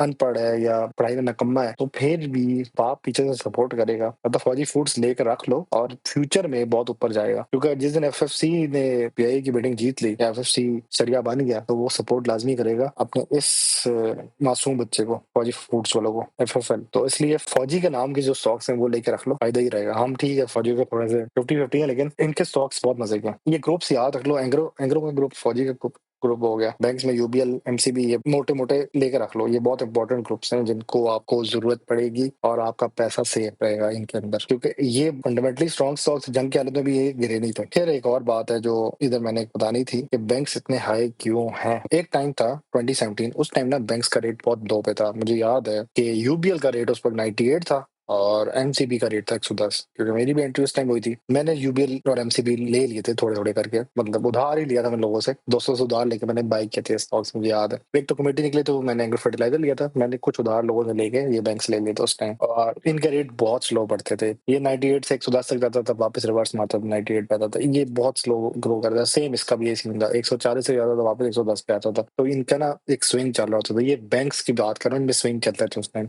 आजकल बैंक में स्विंग नहीं चला, आजकल बैंक बस ऊपर ही जा रहा है, नीचे आ ही नहीं रहा, ठीक है? तो बैंक्स का रेट हाई क्यों है, ये जो वाई लिखा है ना, इसका जवाब देना मैंने। यार सबसे मेन रीजन जो है ना, स्टेबिलिटी ऑफ इकोनॉमी भी है। नून लीग हमेशा कोई ऐसा गलत काम करती है जिससे ना डॉलर सेव हो जाता है, गलत काम कह लो या कोई ऐसा तरीका करती है जिससे डॉलर सेव हो जाता है। एक रीजन ये है कि फॉरेन इन्वेस्टमेंट नहीं आ जाती, कि डॉलर आपका स्टेट बैंक के अंदर इतना ज्यादा होता है कि आपका डॉलर का जो एक रेट विद रुपीज है ना, वो एक स्टेबल पोजीशन पे रहता है। वो जो ग्राफ देख रहे हो ना, ये स्ट्रेट लाइन पे आ रहा है, ये वाला जो राइट वाला, कि आजकल के दिनों के हिसाब से ना डॉलर का जो रेट चल रहा है वो करीब करीब है 280 के आसपास फिर रहा है। अब इमरान खान के दौर में क्या हुआ था कि डॉलर के रेट एकदम से शूट किया था, उसमें कसूर किसका था? नून लीग का था। उन्होंने क्या किया था, डॉलर जमा कर लिए थे और उन्होंने लोन लेकर डॉलर जमा कर लिए थे। उस डॉलर, जब वो जो हुकूमत जाए, उन्होंने डॉलर से निकले थे, उससे क्या हुआ, डॉलर के रेट में बहुत हैवी शूट आया और ये नुकसान हुआ था इमरान खान की हुकूमत को। लेकिन बैंकों के रेट फिर भी कम थे, अब यहाँ पे आप कहेंगे डॉलर और इसका क्या लिंक है? अच्छा, यहाँ पे मैं एक और चीज बताता हूँ, इसको कहते हैं इंटरेस्ट रेट एनपीएसएक्स 2017। उस वक्त ना शरह सूद के हिसाब से स्टार्टिंग में 10 पॉइंट कुछ थी, ये इंक्रीज होती होती 21 तक चली गई थी, अब वापस इसी रेट पे आई है। लेकिन मसला यहाँ पे पता है क्या हुआ था? इधर एक मसला ये हुआ था कि डॉलर का रेट जो था ना बहुत हैवी इंक्रीज कर गया था, डॉलर जो था बढ़ गया था और शरह सूद जो थी उसको उसके हिसाब से लेवल अप करना पड़ा था। तो बैंकों के रेट्स में लोगों ने बैंक से लोन लेना छोड़ दिया था। अब इकोनॉमी को सेव करना उन्होंने शरह सूद बढ़ा दी जाती है, तो 10 से इन्होंने इंक्रीज किया था उस टाइम, मुझे याद है 10 से 15, 15 से 22 तक चले गए थे लोग, ये पीटीआई की बात कर रहा हूँ। तो इकोनॉमी एक लिहाज से स्टेबिलिटी की तरफ जाती है और डॉलर का रेट भी बहुत गंदा इंक्रीज होता है। अब ये दोनों साइड बाय साइड चलते हैं, शरह सूद और डॉलर टू पीकेआर का रेट जो होता है। ठीक है, हुआ क्या कि इमरान खान के दौर में गलती की होगी, उसका कसूर नहीं था इमरान खान का यहाँ पे, कि यार एकदम से डॉलर का रेट बहुत ज्यादा इंक्रीज हुआ और इन्वेस्टर का इंटरेस्ट खत्म हो गया पाकिस्तान स्टॉक मार्केट में, जिसकी वजह से स्टॉक मार्केट को बहुत नुकसान हुआ था इमरान खान के दौर में, कि investor was not coming to Pakistan stock market और ये बैंक शैंक सारे डाउन थे। लोगों ने लोन नहीं लिया, लोगों ने निकले, लोग भागे यहाँ से स्टॉक मार्केट का, निकलो भाई, ये तब्दीली आ चुकी है और ये तब्दीली खतरनाक चीज है। इधर तुमने इधर से दिखाता हूँ आपको, आप अगर इसको अगर मैं लेके जाऊँ ना 10 साल के हिसाब से, फिर आपको नजर आएगा इन्होंने 52 टच किया था। ये जो खाकान अब्बासी था, आई थिंक, या मैं शायद नाम गलत ले रहा हूँ, he was there after the next Nawaz Sharif के बाद ये आया था ना खाकान अब्बासी, 52 टच कर गए थे लोग, बड़ा हैवी मार्का मार लेता। लेकिन यहाँ से ये हुआ कि इन्होंने जब उनकी हुकूमत जा रही, इन्होंने सारा डॉलर निकाला मार्केट से और मार्केट को क्रैश कर दिया। तो नोज डाइव गई मार्केट नीचे, इमरान खान की हुकूमत आ गई, नोज डाइव जा रही है और गिरती जा रही है और ये गिरती गिरती गिरती गिरती इधर तक आ गई। इस दौरान मेरी भी एंट्री हुई थी मार्केट में, मैं इधर कहीं एंटर हुआ था 17 के आसपास, 40 के आसपास। तो मुझे उस वक्त ये डराया जाता था, मेरे अब्बू मुझे डराते थे, बेटा मार्केट गिरने लगी है। मैं कहा अब्बू आपको क्या पता? और अब्बू को बिल्कुल सही पता था, क्योंकि उस वक्त डॉलर निकल गया था मार्केट से और मार्केट डॉलर निकल गया, डॉलर का रेट बढ़ गया। ठीक है, डॉलर का रेट बढ़ा, मार्केट क्रैश होने लग गई। अब डॉलर का रेट बढ़ा, मार्केट क्रैश हो रही है, डॉलर स्टेबल होगा तो मार्केट उठेगी। ये आपने ना कॉम्बिनेशन समझना है। फिर से मैं बोल देता हूँ, डॉलर का रेट उठा मतलब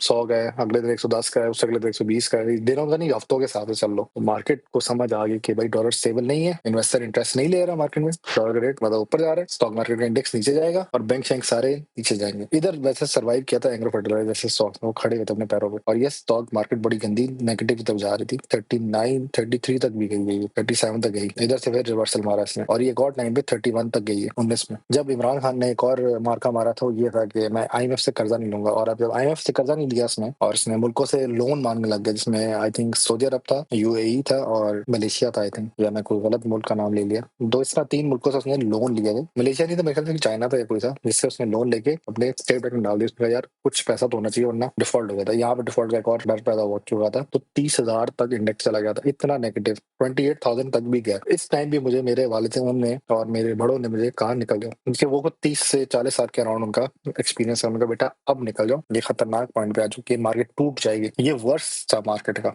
28,764 इंडेक्स। ठीक है, इधर भी बैंकों के रेट काफी कम थे, इधर 130 के अराउंड यूबीएल फिर रहा था, यूबीएल एमसीबी जैसे स्टॉक में 130 140 के आसपास फिर रहे थे और ये टूट जाते थे उस वक्त भी, 120 पे आ जाते थे, 110 पे आ जाते थे और डिविडेंड उस वक्त ये 2 या 3 रुपए देते थे, मर मर के 4 रुपए देते थे, क्वार्टरली बता रहा हूँ, और ये साल का 11 या 10 रुपए देते थे मैक्सिमम। आजकल तो माशाल्लाह 44 दे रहा है यूबीएल और वो 36 दे रहा है एमसीबी। अच्छा, मैं उस वक्त एमईबीएल का नाम और निशान नहीं बना था यहाँ पे, एमईबीएल बहुत नीचे था, बहुत कम प्राइस पे था, 70-80 के आसपास होगा। इसकी वजह से क्या हुआ कि आपके जो बैंक्स थे बहुत लो है और डॉलर बहुत ऊपर जा रहा था, डॉलर ऊपर जा रहा था, इंडेक्स नीचे जा रहा था, बैंक्स भी लो पे थे। अब क्या हुआ है रिसेंटली, आपका जो इधर मैंने लिखा है ये जो पॉइंट है ये वाला, डॉलर स्टेबल हो चुका है। अब नून लीग ने क्या मंत्र पड़ा है, मैं ज्यादा नहीं बोलूंगा इस बारे में, आपको पता हो किस तरह इकोनॉमी को स्टेबलाइज करने की कोशिश करते हैं। इसहाक डार शुक्र है नहीं है, इसहाक डार तो फिर वो डॉलर ले गए जमा कर लेता है। अभी दूसरे हैं वो अच्छे हैं, काफी बेहतर काम कर रहे हैं, लेकिन यहाँ पे बहुत लोग हैं नून लीग ने क्या कर लिया, ठीक है भाई मुझे नहीं पता क्या कर रहे हैं, लेकिन इधर इन्होंने डॉलर को ना 280 के आसपास होल्ड किया हुआ है, जिसकी वजह से ये जो है ना अब इंक्रीज से जा रहा है। जब डॉलर आपका स्टेबल हो जाता है ना, पाकिस्तान की इकोनॉमी की यही लॉजिक है, क्योंकि हमने आईएमएफ को कर्जा डॉलर में वापस करना होता है, तब मार्केट जो है फिर इस तरह इंक्रीज कर डॉलर की तरह। और अब जब नई हुकूमत अगर आई तो ये इसी तरह डिक्रीज भी करेगी, जिसमें मैंने यहाँ पे भी दिखा दिया आपको, ये इधर तक भी जाती है। ये फिर जब डॉलर की असलियत पता लगती है, असल में तो 370 के आसपास होना चाहिए डॉलर का, 350 के आसपास, तो ये जो पीक था इसके बाद ये रिवर्स केयर मारती है और ये रिवर्स ही जाती है। तो यहाँ पे मैं एक और जो चीज बता रहा हूँ कि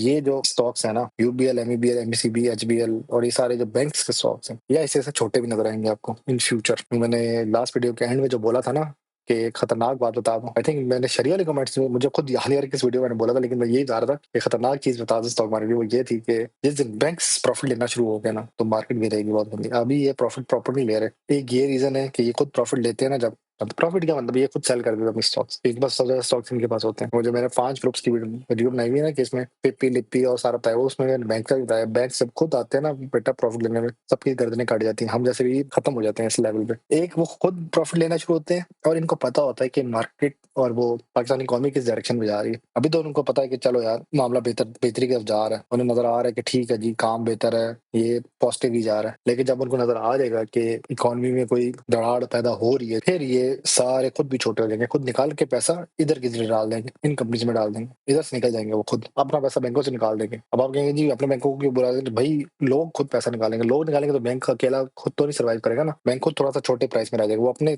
इतना जोगा हो जाएगा कि अपने आप को चला देगा, लेकिन फिर भी प्राइसेस में कम हो जाएगा। उससे क्या होगा कि जो इंडेक्स इतना ऊपर गया होगा ना, 140 टच कर रहा है, ये वापस आपको इधर कहीं मिलेगा, 85 या 100 के आसपास नजर आएगा आपको। ये मैं एक रफ प्रिडिक्शन कर रहा हूँ, मैं सच नहीं हो सकता यहाँ पे, लेकिन ये मुझे नजर आ रहा है मार्केट की डायरेक्शन इन फ्यूचर। अल्लाह ना करे ऐसे हो कि हम भी नुकसान करेंगे, मेरे पास खुद बैंक के स्टॉक है, मैं खुद नुकसान में जाऊंगा। ये पूरे जो वीकली रिकैप का जो मैंने कहानी लिखी हुई है यहाँ पे, इधर की कहानी यही है कि वो बैंक सबसे ऊपर थे, बैंक की वजह से बाकी स्टॉक पे प्रेशर आया। इसकी वजह से आपको एक और चीज दिखाता हूँ यहाँ पे। यूबीएल ने जब डिविडेंड अनाउंस किया तो यूबीएल ने एक प्रेशर दे दिया बाकी बैंकों को, जिसमें आपको एमईबीएल का सबसे ज्यादा प्रेशर है। ये 370 टच करके वापस मुड़ा, 375 तक गया है, लेकिन ये वापस 355 होगा। यहाँ पे मैं अब आपको एक नई चीज समझाऊंगा, कोई भी नहीं बताएगा, ये मैं बता रहा हूँ आपको। होता क्या है कि इनकी ना अकाउंटेंट्स की लिंक हुआ होता है ब्रोकर के साथ दोस्ती। हर बंदे का अकाउंटेंट ब्रोकर के साथ सलाम दुआ करता है और ब्रोकर फिर कंफर्म करवाता है अकाउंटेंट से अंदर की रिपोर्ट, पता पैसे दे के या जैसे भी। उससे क्या होता है कि ना ये लोग इनको रिपोर्टें मिल जाती हैं कि इसका अगला जो डिविडेंड है वो कितना आ रहा है। अभी तो यहाँ पे ये शो कर रहा है कि 7 शो कर रहा है। अगर इसने अगली दफा फिर 7 रुपए दिया ना, क्योंकि यूबीएल ने 8 रुपए दे दिया, यूबीएल ने 5 देना था, 5.5, 11 वैसे नॉर्मली देता हो, 5.5 देना था, 11 का हाफ करो 5.5 होता है। यूबीएल ने दे दिया 8 रुपए, मतलब उसने 3 रुपए इंक्रीज किया। तो पीपल आर एक्सपेक्टिंग ये 70 के बजाय 90% या 100% देगा, मतलब 10 तक देगा। लेकिन अगर इसने ना दिया ना तो उसकी प्राइस में डिक्रीज आएगा, जिसकी वजह से डिक्रीज आ चुका है, वॉल्यूम में डिक्रीज आ गया है। People have exit from this stock. यहाँ पे मैं एक और चीज देखता हूँ, ये देखो ना ट्रेडिंग व्यू के हिसाब से रेड कैंडल्स बन रहे हैं, मतलब there are selling is on going, जिसकी वजह से खतरनाक पॉइंट है भाई। ये सेल जो हो रहा है ना, एग्जिट मार रहे हैं। फिर मैं यहाँ पे इसकी टेक्निकल्स में जाऊँ ना तो ये ओवरबॉट की तरफ भी जा रहा है स्टॉक्स के हिसाब से, मतलब कि अब सेल का सिग्नल बन सकता है। एमएससीडी के हिसाब से तो छोड़ो, न्यूट्रल आरएसआई फिर कह रहे हैं न्यूट्रल है, मतलब मोमेंटम ये शो कर रहा है 14 दिन से न्यूट्रल है, बाय से बराबर है, क्योंकि यहाँ पे इसकी कैंडल के हिसाब से बाई की कैंडल भी है, सेल की वजह से लो प्राइस पे लोगों ने बाई किया, लेकिन फिर सेल हो गया और अब ये सेल सेल सेल जा रहा है। तो ये जो बैंक है ना, इस हिसाब से ये एक लिहाज से प्रेशर में आ चुका है। इसको अब 10 से 11 रुपए देने थे, लेकिन वो मैंने पहले भी बात बोली है कि इनकी जो लिंक होता है अकाउंटेंट का ब्रोकर के साथ लिंक हुआ होता है, वो फिर अंदर की खबर बताते भाई जान सब 8 रुपए मैक्सिमम देगा, 9 नहीं दे सकता। वो उम्मीद लगा बैठे कि 9 शायद मिल जाए, लेकिन ये तो 8 रुपए दे रही है, तो 7 रुपए नहीं दे रहा। मतलब 70 का जीरो काटो तो मैं इसकी बात करूँ 7 रुपए मिलेगा या 8 रुपए मैक्सिमम मिल जाएगा। उसने कहा जी वो यूबीएल 8 रुपए दिया अभी लेटेस्ट, तो ये 8 के बजाय 9 दे दे तो फिर शायद पब्लिक रहेगी, नहीं तो पब्लिक निकल जाएगी। तो पब्लिक अब निकलना शुरू, क्योंकि उनको पता लग गया कि ये नहीं दे पाएगा। अगर इसने ना दिया ना, फोरकास्ट का सही नहीं आ रहा, तो फिर रिजल्ट यहाँ मैंने दिखा दिया आपको, इस तरह की रेड कैंडल्स बनना शुरू हो जाएंगी। इसकी वजह से क्या हुआ है, इसकी वजह से ना ये बाकी बैंकों पर प्रेशर आ गया। एक इसकी रिपोर्ट ठीक नहीं आ रही, एक इनकी रिपोर्ट ठीक नहीं आ रही, ये बाकी 4 स्टॉक्स हैं, नेशनल बैंक, बीएफएल, बीएचएल और एचबीएल, जिसकी वजह से मार्केट में एक प्रेशर सा आ गया है और जिसकी वजह से इंडेक्स जो है ना तो एक टक्करे मार रहा है। इंडेक्स को बचा इसमें पता है कौन सा रहा है, ये 2 स्टॉक्स बचा रहे हैं, यूबीएल बचा रहा है और एक एफएफसी बचा रहा है। जिस दिन एफएफसी रेड हो गया और यूबीएल रेड हो गया ना, उस दिन मैं लिख के कह सकता हूँ ये 135 पे क्लोज हो जाएगी मार्केट, इंडेक्स जो है 135 पे क्लोज होगा। और फिर आपका वो यार मार्केटिंग की होगी आज, उस टाइम फिर आपने एंट्री मारनी, मतलब उस दिन वजह से एक मसला ही हो जाएगा कि उस दिन पीओएल जैसे स्टॉक्स चल पड़ेंगे। ये बड़े चालाक हैं ब्रोकर्स, पता है क्या करते हैं ये लोग ना, जब देखते हैं ना यहाँ पे रेड है, यहाँ पे रेड है, कहते यार इसको ग्रीन करो, इसको ग्रीन करो। इनके पास इतना अरबों पैसा होता है कि ये फिर बाकी स्टॉक में एंट्री डाल के उठा लेती है। कोई डब्ल्यूटीआई जैसा मरियल सा स्टॉक जो है ना, पेनी स्टॉक में मरियल स्टॉक कह रहा हूँ, उसमें कोई सट्टा लगा दे उसको उठा देते हैं। इंडेक्स नेगेटिव पे जा रहा है लेकिन कोई एक स्टॉक उठ रहा है जी, सारे कहते वो इधर आओ। जैसे ट्रम्प कॉइन बिटकॉइन में चला था, क्रिप्टोज में जब ट्रम्प कॉइन चल पड़ा था, सारा क्रिप्टो डाउन, लेकिन ट्रम्प कॉइन चल पड़ा, सारे कॉइन चल पड़े। तो कोई ना वो एक कोशिश करते हैं मार्केट को बचा लो, और ये मार्केट को प्रॉपर्ली वॉच किया जाता है बाय पॉलिटिकल लीडर्स। वो स्पेशली जिनकी हुकूमत होती है वो कहते हैं कि इसको गिरना नहीं चाहिए, ये हमारा एक इज्जत का नाम है। यदि हमारे टाइम पे मार्केट इतनी अच्छी थी, इसलिए स्टॉक मार्केट में मेरा पैसा वाकई बनता है। वो अपना बना रहे होते हैं नाम और हम अपना पैसा बना रहे थे बीच में, तो हमने ना बड़े देख के चलना होगा। ये वीकली रिकैप का मैंने इसलिए रास्ता बताया, मैंने चाहता वीडियो बहुत लंबी हो जाए। अब मैं आपको एक नई चीज बताऊंगा और वो है पिप की स्क्रिप्ट लिखना सिखाऊंगा। एक बात बता दूं, हमेशा आपने कोई कोडिंग नहीं सीखनी, आप सीखें, कोई सॉफ्टवेयर इंजीनियर हो लाजमी सीखें, मैं ये नहीं कह रहा। स्पेशल आपने इस काम के लिए मैं यही मशवरा दूंगा, आज के इस प्रॉपर टेक्निकल एनालिसिस बैठे हुए एनालिस्ट बैठे हुए वो खुद करते हैं, उन्होंने डिग्री हासिल की है प्रॉपर, वो लोग ना फिर इसको लिखते हैं। अब मैं यहाँ पे एक स्क्रिप्ट की, मैं पहले आपको एआई को यूज करूंगा और वो स्क्रिप्ट आपको लिख के देगा, वो स्क्रिप्ट मैं लगाऊंगा और वो ऑटोमेटिक आपको बना के दे देगा। प्लीज, अब यहाँ पे मैं लिख रहा हूँ, ठीक है, please right me pip script और WTL स्टॉक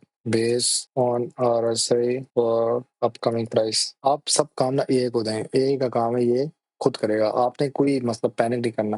वो स्क्रिप्ट लिखना उसको मैं कॉपी पेस्ट करूंगा। यार इस वक्त 9 बज गए, मेरा होने का टाइम भी हो रहा है, मैंने मॉर्निंग नैप लेना था, सैटरडे का दिन है, मैंने कहा वीकेंड में वीडियो आप लोगों को बना लेता हूँ। अच्छा जी, ये इसने दे दिया। अब मैंने क्या करना, इसको कॉपी करूंगा, मैं जाऊंगा इधर, ये यूबीएल खोला हुआ, मैं इधर जाके सर्च करता हूँ WTL, ये ट्रेडिंग व्यू है आपके सामने। चलो मैं ट्रेडिंग पहले इधर जाता हूँ, ठीक है, इसको लीव करता हूँ मैं यहाँ से, इसको खोला, यहाँ पे अपना अकाउंट ना 3 स्टेज का मैं ट्रायल लिया हुआ है, मैं फिर से गूगल नया अकाउंट बना के आ जाऊंगा, ठीक है। यहाँ पे मैं लिखूंगा WTL, अब ये RSI इशारा सही सारा इधर से भी पता लग जाता है। इधर ना ये इसने खोल दिया इस तरह करके, समझ कुछ नहीं आ रहा मुझे भी यहाँ पे, मुझे सिर्फ ये पता लगा कि रेड कैंडल है, ये सेलिंग की है, ग्रीन कैंडल बाइंग के, इसमें ये बाइंग सेलिंग चलती रहती है, ठीक है। अब मैं क्या करूंगा, मैं सबसे नीचे ये जो लिखा हुआ ना पाइन एडिटर, इसको क्लिक करूंगा, ठीक है। अरे यार बहुत ज्यादा जूम हो गया भाई, इसको जूम से हटा ले गलती से, ये जूम हो गया। अच्छा, ये एक स्क्रिप्ट लिखी हुई ऑलरेडी, ठीक है, मैं यहाँ पे क्या करूंगा, कंट्रोल A करके इसको उड़ा दूंगा, और मैंने ऑलरेडी ये कॉपी की हुई है, कंट्रोल V करूंगा, ठीक है। और पब्लिश स्ट्रेटेजी, आप वो कह रहे हैं तुमने कोई स्क्रिप्ट में चेंज लेके इसको सेव करना पड़ेगा स्क्रिप्ट को, फिर हम कुछ करेंगे, ठीक है जी, सेव करो। अब पब्लिश स्ट्रेटेजी करूंगा, कंटिन्यू कर भाई। अच्छा, यहाँ पे वो कह रहे हैं बैंड और चैनल्स चाहिए, कैंडलस्टिक एनालिसिस चाहिए मुझे, और चार्ट पैटर्न चाहिए। अच्छा, मैं अब ना एक नया अकाउंट बनाऊंगा यहाँ पे, क्योंकि ये ना मुझे तंग कर रहा है, ठीक है। फाइन एडिटर पे गया, मैं अकाउंट से बाहर आ गया हूँ। अच्छा, मैं इसको लॉग इन करूंगा अब दूसरे जीमेल के साथ, ठीक है। वैसे ये थोड़ा मुश्किल है क्योंकि ये पैसे मांगता है बाद में। यहाँ पे आप इसने अकाउंट बना लेंगे, आपके सामने अकाउंट बना रहा हूँ, ठीक है। आपने ये नहीं करना है मुझे ईमेल भेजो, क्योंकि ये बहुत तंग करेंगे उसके बाद। यहाँ पे आपने नीचे जाना है, एक्सप्लोरर वैल्यू मार्केट पे जाना है, इधर जाके आपने सिर्फ WTL सर्च करना है, ये मेरा स्टॉक है, ठीक है। ज्यादा मैं पैसे नहीं लगा रहा कहीं पे भाई, पैसे नहीं लगाते हम सादे लोग हैं। ये पाइन एडिटर है। अच्छा, इधर ना मैंने एआई को कहा है कि मुझे ना एक स्क्रिप्ट लिख के दे पिप की, या आप इसको कॉपी पेस्ट कर लें इसी कहानी को, पिप की स्क्रिप्ट लिख के दो WTL की बेस पे, और बेस्ड ऑन RSI वो खुद ढूंढेगा एआई, आपने नहीं, आपने कुछ भी नहीं करना, एआई खुद ही सब कुछ करेगा। वो क्या करेगा, RSI की लेंथ देखेगा 14 डेज की, इनपुट देगा 30 का 70 का, वही जो इधर मैंने कहानी लिखी थी ये वाली 30-70, ठीक है। ये सारा यही कर रहा है, आपने कुछ नहीं करना। ओवरबॉट 70 और एग्जिट लेवल 50 का दिया, और फिर उसने RSI का कैलकुलेटर लगा के दिया, क्लोज और RSI लेंथ बता दी कितने 14 डेज के हिसाब से, और एंटर लॉन्ग और एग्जिट लॉन्ग और एंटर शॉर्ट और शॉर्ट ट्रेडिंग और लॉन्ग ट्रेडिंग दोनों का बता दिया उसने। फिर उसने वो बाय स्ट्रेटेजी और लॉन्ग क्लोज करना है और सेल स्ट्रेटेजी सारा उसने समझा दिया ना। फिर इसने वो बताया कि प्लॉट के जो कलर्स होंगे, पर्पल किसका होगा, ग्रीन किसका होगा, डॉटेड लाइन किसकी है, ओवरबॉट हुआ तो किसकी लाइन है रेड वाली, वो सारा इसने ना कोड में लिख दिया। आपने कोई कोड नहीं करना, आपने सिर्फ कोड को समझना है वो क्या कर रहा है। थोड़ा तेज समझाया है, लेकिन आपने कोडिंग याद नहीं करनी। वी आर नॉट प्रोग्रामर्स है, ओके। सब कुछ यही कर रहा है आजकल के जमाने में। आपने सिर्फ उसको कहना है यार मुझे ना एक स्क्रिप्ट लिख दे, ये please right me a pip script for WTL based on RSI, ठीक है। अब हम इसको इधर जाएंगे, इधर ना कंट्रोल A करके कंट्रोल V कर देंगे। वर्जन 5 पे चल रहा है, वर्जन 6 बाद में करेगा। अभी तक नहीं गलत, ये कहेगा जी गलतियां इसमें करा दी इसने। अच्छा, अब वो WTL की ना एक रफ सी प्राइस बता रहा है। अच्छा, आपने क्या करना है, इसको थोड़ा सा ना जूम इन करना है इस ग्राफ को। अब वहां पे ये बता रहा है 1.49 पे इधर एंट्री मारनी है और 1.58 पे सेल करना है। यहाँ पे सिग्नल भी दिया हुआ है, ठीक है। ये इस हिसाब से आपने चलना है, 1.49 1.55 के बीच में खेलना है। अब ये लॉन्ग में ना हमेशा उल्टा चलता है। लॉन्ग में क्या होता है कि आपने नेगेटिव पे जाना है, सेल बाय करना है पॉजिटिव, और शॉर्ट में आपने सीधा चलना है। आपने ये करना है कि 1.49 पे बाय करना है, सेल करना है 1.50 पे। तो वो ये कहानी यहाँ पे समझा रहा है। इससे लॉन्ग और शॉर्ट दोनों कर दिए। तो वैसे कह देता हूँ, please make it for short trading only. तो ये उसके हिसाब से शॉर्ट ट्रेडिंग हम आगे देगा। बाकी मैं यहाँ पे और चीज चेक कर रहा था कि मैक्सिमम मार्केट डाउन एक्टिविटी क्या है, तो मैं इसकी नई स्क्रिप्ट कॉपी करता हूँ, क्योंकि मुझे, हम लोग शॉर्ट ट्रेडर्स हैं, हम लॉन्ग नहीं है। लॉन्ग में वो मैंने बोलता है उल्टा चल रहे थे लोग, उसमें वो लोग बता देते हैं कि जी इतने पे सेल करो, ज्यादा कब बता रहे थे कि इतनी जाएगी, ज्यादा भी लेंगे, लो पे जाके सेल करेंगे। अच्छा जी, ये मैंने किया, इधर ही गया, इसको ऑल किया, कंट्रोल V के, वो पिछला उड़ गया, पब्लिश स्ट्रेटेजी, सेव स्क्रिप्ट। अब इसने ना खाली शॉर्ट की बताई है, वही बात में जो शुरू में बता रहा था कि 1.49 पे उसने बाय करने का कहा है और 1.55 पे सेल का कहा है। ये अभी तक से वहीं पे चल रहा है उल्टा, लेकिन इधर ना ग्रीन पे आपने सेल करना है और रेड पे आपने बाय करना है, लो पे बाय करना है और हाई पे सेल करना है, और 1.52 पे इसने पिवट रखा हुआ है उसका। इस तरह आरएसआई के साथ खेल सकते हैं आप। 14 डेज का आरएसआई लगाया उसने, बाकी इसने ओवरबॉट और एग्जिट का थ्रेशोल्ड भी रखा हुआ है। ऐसे में लेंथ बताइए 20 ट्रेड्स के हिसाब से कितना बन रहा है, और पूरा वो इस तरह आप खेलेंगे। आपने कोडिंग नहीं सीखनी, मैं ये कह रहा हूँ, आपने ये कोड याद नहीं करना, आपने सिर्फ इसको कहना है एआई को, एआई खुद करेगा सब कुछ, ठीक है। इस तरह आप डब्ल्यूटीएल का एक रफ सा आइडिया ले सकते हैं। मैंने कुछ इधर से ही ना आरएसआई की वैल्यू निकाली थी, और उस आरएसआई की वैल्यू से मैंने ना वो अंदाजा लगाया था कि कैसे आप ना एक स्टॉक से एग्जिट भी मार सकते हैं और बाई भी कर सकते हैं। मेरी कुछ शॉर्ट्स थी, मैं दिखाता हूँ आपको। मैंने इस शॉर्ट पे कहा था, 1 मिनट की शॉर्ट थी 18 जून को, जो मैंने स्टार्ट में बताया था ना, मैंने डब्ल्यूटीएल का बताया था कि सेल करना, कि मैंने जस्ट सेलिंग का सिग्नल दिया था कि 1.70 पे इसको सेल कर देना जितना भी हुआ, और वापस बाय करना लो पे। तो लोगों ने सेल नहीं किया, और यहाँ पे मैंने एक प्रेडिक्ट किया था ये 2 तक जा सकता है अगर इसने 1.70 ब्रेक किया। मैंने इस ऊपर वाली में बताया था कैंडल वाले में कि अगर इसने 1.70 ब्रेक किया तो ये 2 तक जा सकता है, लेकिन इससे ब्रेक नहीं किया है, ये रिवर्सल मार चुका था। तब भी मैंने कहा था कि 1.70 पे सेल कर देना, क्योंकि रिवर्सल आ रहा है आगे। लेकिन लोगों ने नहीं सुनी, पता नहीं, लोग वही मेजर उम्मीद लगा बैठे थे, और वो 1.65 पे बाय करने लगे थे, तो मैंने मना भी किया था। फिर मैंने अगली शॉर्ट बताया था कैंडल स्टिक के हिसाब से कि क्या करना चाहिए, और एक क्रैश आ रहा था, तो मैंने कहा था पैनिक नहीं करना। और इसके बाद मैंने फिर यहाँ से बोला था कि यूबीएल बाय कर लेना 260 के आसपास, जिसकी वजह से 370 तक गया और अब 375 तक जा रहा है। और फिर मैंने कहा था कि एक बहुत बड़ा पंप आएगा मार्केट में इधर, यहाँ पे मैंने बताया था कि ये 25 जून के बाद से ना एक 130 ब्रेक कर सकता है, ये नॉन स्टॉप जाएगा आगे। और ये मैंने यहाँ पे लिख दिया था कि एक पंप आ रहा है, तारीखों के हिसाब से भी देख लो। ये एक लाइन में मेरी शॉर्ट्स आ रही थी, क्योंकि मुझे नजर आ रहा था आगे मार्केट में क्या बन रहा है, एक पैटर्न बन रहा था। तो मैंने यहाँ पे लिखा था कि ये बहुत बड़ा एक पंप आ रहा है। इधर मुझे पता था एक जंग चल रही थी ईरान और इसराइल की, ये क्रैश आ रहा है, मैं कहा बहुत बड़ा क्रैश आ रहा है। उसके बाद मैं कहा एक बहुत बड़ा पंप आ रहा है, और फिर चलती गई। फिर मैंने कुछ स्टॉक्स बताए थे उस टाइम जुलाई के स्टार्ट में, फिर मैंने कहा था कि ये स्टॉक्स हैं जो अभी भी लो प्राइस पे हैं, तो आप बाय कर लेना। उसमें मैंने एकेबीएल का बताया था, और 2-3 और बैंक्स का बताया था, और खाली बैंक से और भी स्टॉक्स थे, और वो लोगों ने लिया और बड़े फायदे में रहे। पाकड़ी का भी बताया था उसमें। फिर मैंने कहा जी ऑल टाइम हाई पे गई है मार्केट। और फिर एक नया रूमर आया था मार्केट में, मैंने कहा था कि आईपीपी स्टॉक्स की कहानी, हुकूमत ने कहा है कि वो आईपीपी स्टॉक्स के जो पेमेंट है वो रिलीज करेगा, जिसकी वजह से मैंने फिर आईपीपी की लिस्ट रिलीज की थी। और फिर उसके बाद मैंने यहाँ पे मैंने मतलब आईपीपी का बताया था ये स्टॉक अगर किसी ने बाय करने तो कर लेना, करना मत, कर लेना अगर चाहिए हो।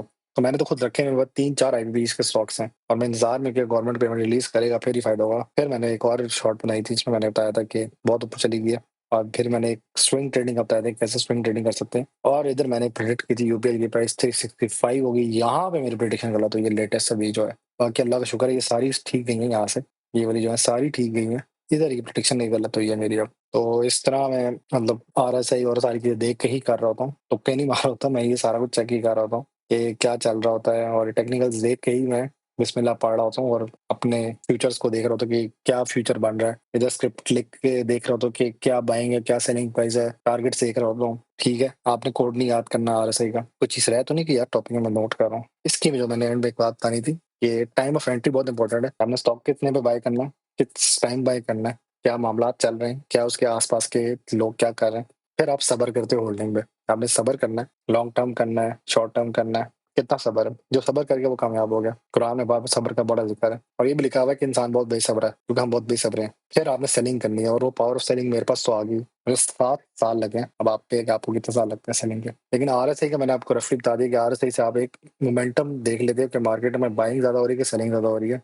उस स्टॉक में बाइंग ज्यादा हो रही है कि सेलिंग ज्यादा हो रही है। आरएसआई के हिसाब से स्टॉक मार्केट तो बहुत ज्यादा ओवरबॉट है, लेकिन अभी बाइंग मोमेंटम खत्म ही नहीं हो रहा, जिसकी वजह से सेलिंग आ ही नहीं रही, करेक्शन नहीं आ पा रही। तो ये 2-3 चीजें, तो यहाँ पे मैंने ये बताया कि वेन टू बाय डब्ल्यूटीएल का बता दिया। एमसीबी का रह गया, एमसीबी का यार बताऊं वीडियो लंबी ना हो जाए। एमसीबी का वैसे अभी ना बाइंग मोमेंटम ही बन रहा है, वैसे एमसीबी रह गया यार, यूबीएल तक में रहा हूँ और एफएससी के पास फिरता रहा हूँ मैं। आरएसआई के हिसाब से एमसीबी अभी भी बाइंग मोमेंटम की तरफ जा रहा है। अगर मैं यहाँ पे टेक्निकल निकालूं ना तो न्यूट्रल पे है ये। इसके हिसाब से ना आरएसआई जो है इसका ओवरसोल्ड की तरफ तो नहीं जा रहा, लेकिन अभी भी न्यूट्रल है, क्योंकि एमसीबी के जो फनी चीज है ना, जो मजे की चीज आ रही है एमसीबी की, उसकी ना बोर्ड मीटिंग आ रही है, जिसकी वजह से उसने डिविडेंड देना है, और ये अगस्त के आसपास डिविडेंड देता है, अगस्त या अक्टूबर कह लो। और ये एचवाईआर जहां जहां पे आ रहा है ना, हमने इस पर नजर रखनी है, अगस्त के आसपास देता है। और ये लास्ट टाइम इसे ₹9 दिया, तो इस दफ़ा भी 9 या ₹10 देगा। लोगों को बहुत उम्मीद है एमसीबी से, तभी ये इतनी हाई प्राइस पे जा रही है, मतलब 350 तक भी जा सकता है। ये बहुत हेवी इंक्रीज़ किया, ये बड़े एक्यूमुलेशन ज़ोन पे फिर रहा था एक टाइम पे, लेकिन अब ये 350 तक जा रहा है। लोग क्योंकि यूबीएल से निकल के एमसीबी की तरफ जाएँगे, और मोमेंटम देखना ना, मोमेंटम किधर जा रहा है। तो आरएसआई यही सारा मोमेंटम देखना, लोगों का फोकस किधर है, मछली का मुँह किधर मोड़ा है, इधर। तो आरएसआई के हिसाब से तो अभी ये न्यूट्रल है, और लोग बाय इसलिए कर रहे हैं क्योंकि इसका अगला डिविडेंड अब इसका ही आ रहा है। एक इसका आ रहा है, एक एफएफसी का आ रहा है, और एक पीओएल का आ रहा है। तो इन तीनों की तरफ लोगों का फोकस जा रहा है, तो हमने अब उधर ही रहना है।